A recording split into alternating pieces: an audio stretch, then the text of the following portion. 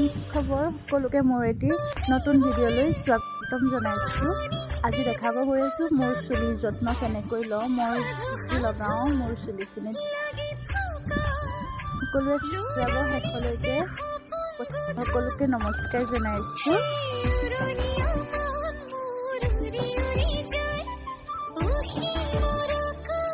পোনপ্ৰথমে মই এতিয়া এটুকুৰা এল'ভেৰা লৈ লৈছোঁ। এই এল'ভেৰাডোখৰ আপোনালোকে ধুনীয়াকৈ যদি লগাব বিচাৰে ধুনীয়াকৈ 4 ৰাউণ্ডবোৰ যিখিনি সেউজীয়া আছে ন তাৰ অংশখিনি কাটি ল'ব, কাৰণ আমাক প্ৰয়োজন হয় মাজৰ সেই জেল নিচিনা অংশটো।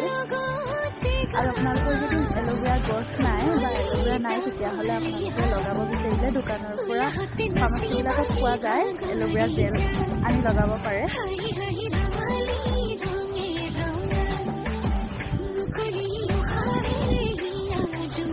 এতিয়া এনেকৈ 3টা পিঁয়াজ দিছোঁ, কাৰণ মই বেছিভাগ এল'ভেৰা আৰু পিঁয়াজে লগাওঁ, কাৰণ পিঁয়াজো বহুত উপকাৰী চুলিৰ বাবে।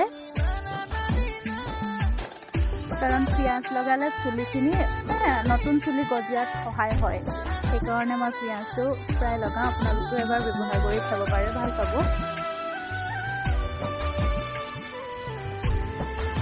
এতিয়া এনেকৈ সৰু সৰুকৈ ধুনীয়াকৈ কাটি ল'ম গোটেইখিনি, তাৰপিছত কাটি মিক্সি দিম, নতুবা আপোনালোকে পটাটো পিচিব পাৰে।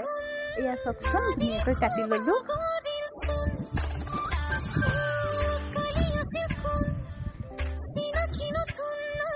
এতিয়া এনেকৈ ঢাকনাখন মাৰি পিনে মিক্সিটোত দি প্ৰেছ কৰি দিম, হৈ যাব। আজিকালি মিক্সিটো ওলোৱাৰ পৰা বহুতখিনি সুবিধা হ'ল নহয়নে?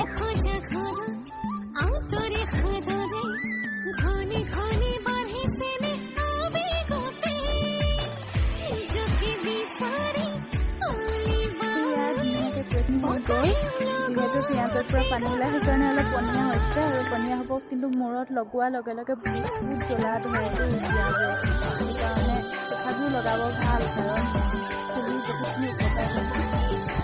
সকলোকে ভিডিঅ'টো শেষলৈকে চোৱাৰ বাবে